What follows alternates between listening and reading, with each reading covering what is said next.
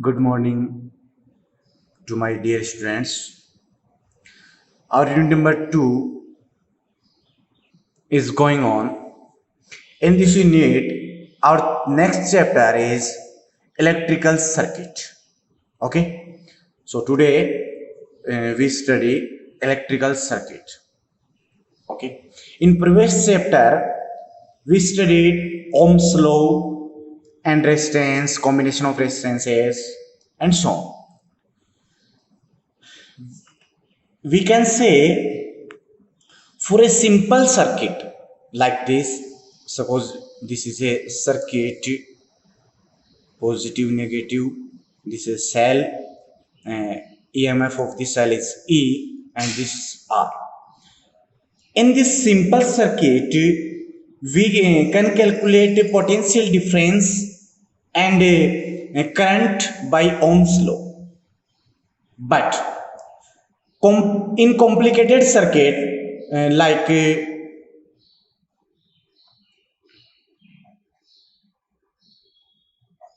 this this R2, this R3, E1, E2, this R. This is another circuit. This is complicated. So for this circuit, if we want to define resistance, electric potential difference and current, then these quantities can be calculated by Kirchhoff law. Okay, so our first topic of this chapter is Kirchhoff law.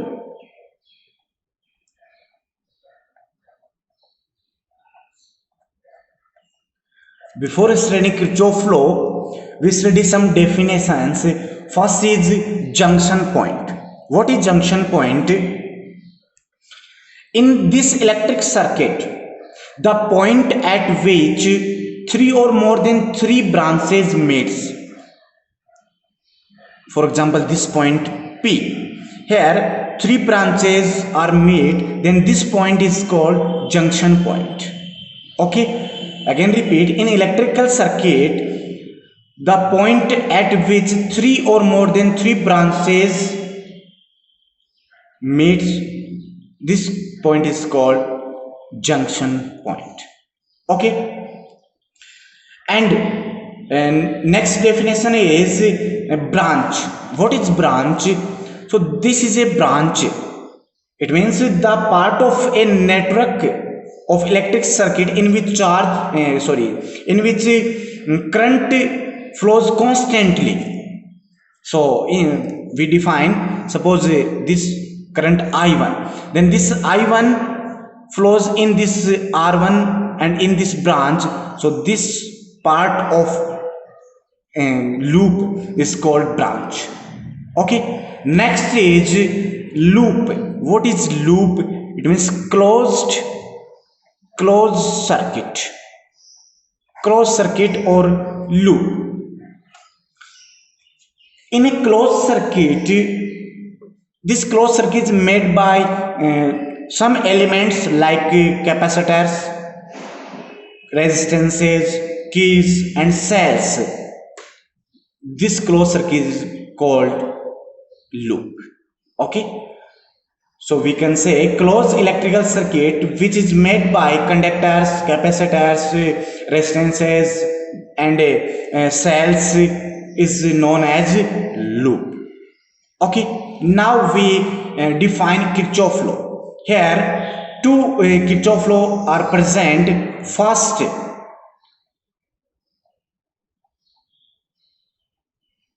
Kirchhoff first law. This law is known as junction law. Another name of this law is junction law. This is very simple law. So read carefully. In a electric circuit, suppose we have a electric circuit, then in a electric circuit, the algebraic sum of a current at any junction is equal to 0.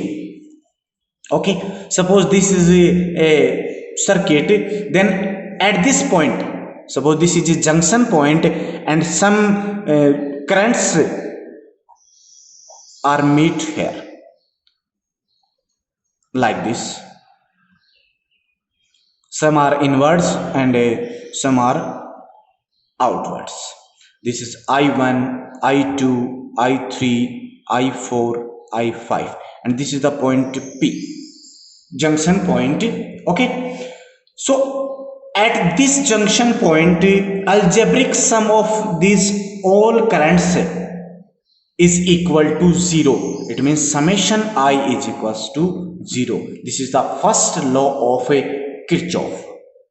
In other words, according to this figure, we can write I1 plus I2 minus I3 plus I4 minus I5 is equals to 0. Here negative sign written by sign convention. According to sign convention, the currents coming towards the junction point like I1, I2, I4 are taken as positive, and the current going out to the junction here I3 and I5 are taken negative.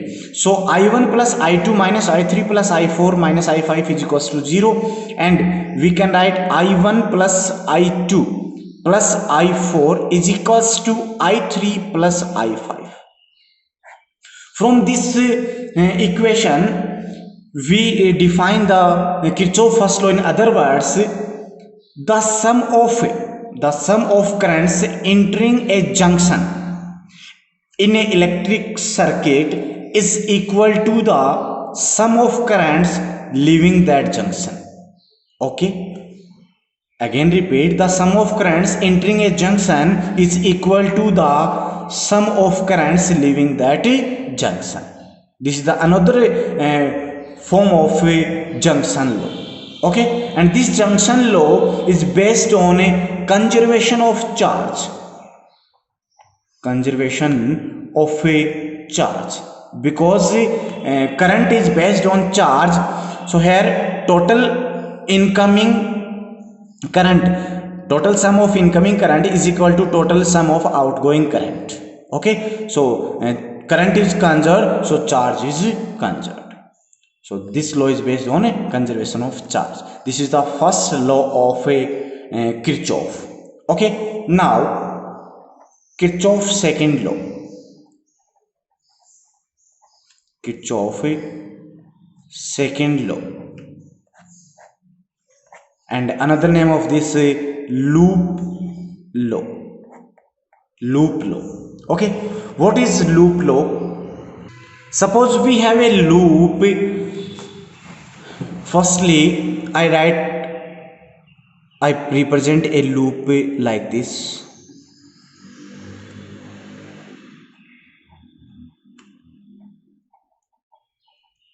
This is a loop A, B, C, D. This plus minus, ठीक है?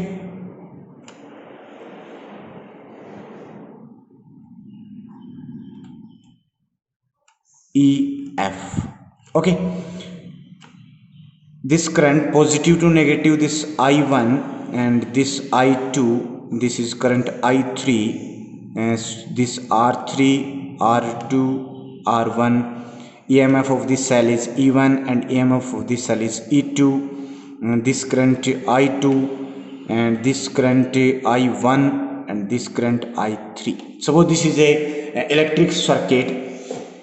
In this circuit, we have two loops. First is A, B, C, D, and another one is D, C, E, F. So we take A, B, C, D. From this loop, we understood Kirchhoff's second law.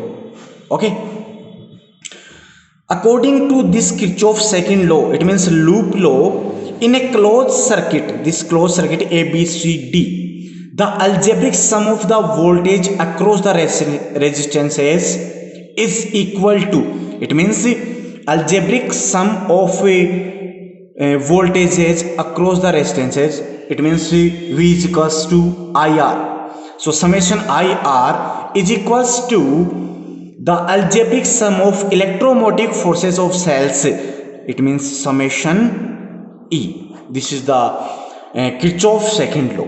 Again repeat, in a closed circuit the algebraic sum of the voltages across the resistances is equal to the algebraic sum of electromotive force of cells, that is summation IR. This is the voltage across, it means potential difference across the end of resistances, and this is summation E. Summation is the algebraic sum of electromotive forces of cells. Okay, this is the form of a loop law. Or we can say another form of loop law. According to this circuit, the algebraic sum of voltages of all elements. Here elements are EMF E1, R1, R2, E2. These are the electric elements. Okay, so the algebraic sum of voltages of all elements in a closed circuit is equal to the 0.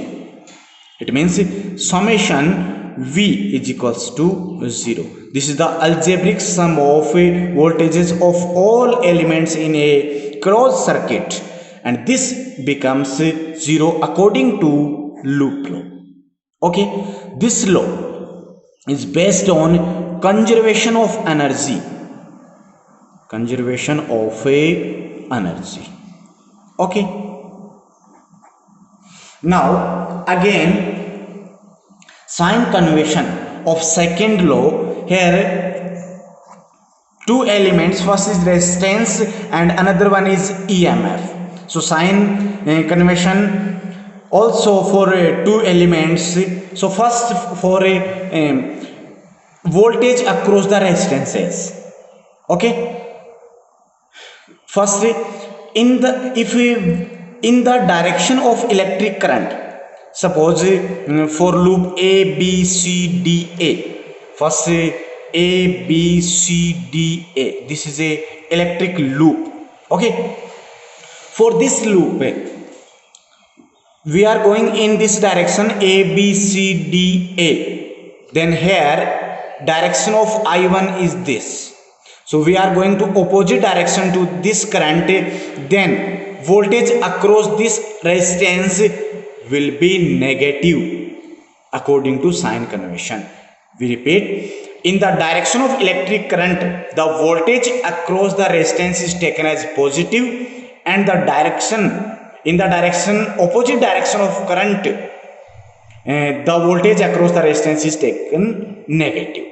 Here we are going in this direction A B C D E. For this R1 voltage will be negative because of we are going in this direction and direction of current in this direction. Okay, so we are going to opposite to the direction of current. But for R2 we are going C to D, and current also going C to D, means same direction, then voltage across this element is positive. Okay, this is the sign convention of voltage across the resistance. Next for EMF. Okay, if we are going to direction positive to negative terminal, we are going to positive to negative terminal, then sign of EMF is negative. We are going positive to negative, then sign of EMF is negative, and in a closed circuit we move negative to positive, then sign of EMF will be positive. Okay, this is the sign convention for a loop law. These are the Kirchhoff law. This is very important for our annual examination, so read carefully, learn it. Okay, and by the help of Kirchhoff law in future we solve the numerical questions. Okay, next our next important topic is Wheatstone bridge. Next is Wheatstone bridge. A German scientist, Wheatstone made a circuit. This circuit made of a combination of four resistances and one cell and one galvanometer and two keys. Okay. This type of circuit is called Wheatstone bridge. So a circuit made of combination of four resistances, one cell and one galvanometer and two keys is called Wheatstone bridge. From this bridge, we can calculate value of unknown resistance. Value of a unknown resistance. Okay. Firstly, we discuss construction of a Wheatstone bridge.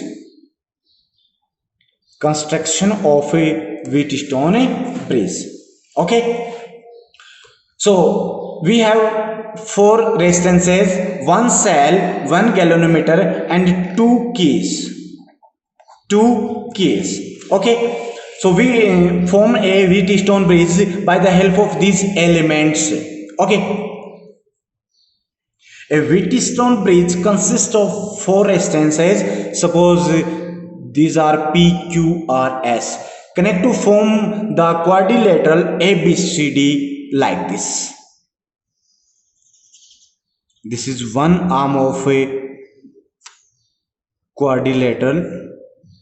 This resistance P, and in series, this is another arm is represent another resistance Q, and this is another, this is R, and this another, sorry, this resistance is S, and these combinations in combined in a parallel combination like this. Then this is a Wheatstone bridge. This point A, and this is B, this is C, and this is D. Now here we have two bridges. First is AC and another one is BD. Okay, so one cell of a EMF E and one key K1 are connect between the points A and C like this. One cell and one key, this positive negative, this cell EMF of the cell is E and this key K1.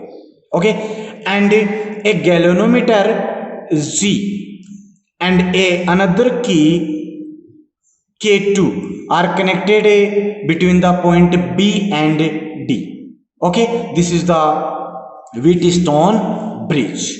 Now, mechanism of Wheatstone bridge, or we can say principle of a Wheatstone bridge, or a condition of balance. Okay, so next is condition of a balance or principle of a Wheatstone bridge. When key K1 is closed, then in this situation current I is flowing through the main circuit like this. Okay, and this current I divides into I1 and I2 at point A because of here parallel combination, and we know that current will be divided in parallel combination. So this I1 and this is I2. Okay, so current flowing through the resistance P is I1 and current flowing through the resistance R is I2. Okay, so first situation is if VB greater than VD, it means potential at point B greater than potential at point D. In this situation, the current in the galvanometer flowing from B to D point. Okay, and another condition is if VD greater than VB, then in this situation the current flow from D to B in the galvanometer. And third condition, if VB is equals to VD. It means potential at point B is equal to the potential at point D. It means potential difference between the B and D is equal to 0. In this situation, current does not flow through the galvanometer. It means in this situation Ig is equals to 0, and this state is called balanced state of the Wheatstone bridge. And in this situation, no deflection, there is no deflection in the galvanometer. Okay, so in balanced state of a bridge, VB is equals to VD, means here Ig is equals to 0, means there is no flowing current across the through the this galvanometer. Okay, so in balanced state VB is equals to VD. So from this, potential difference between AB and AD, which is VA minus VB, is equals to VA minus VD. For this arm, according to Ohm's law, potential difference is equals to multiple of current flowing through this resistance and the value of resistance. So we write VA minus VB, potential difference is equals to current into resistance, is equals to VA minus VD. For this arm, I2 into R. This is equation number 1. Okay. Again, VB minus VD, VB is equals to VD.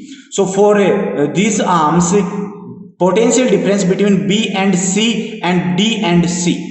Okay, so VB minus VC is equals to VD minus VC.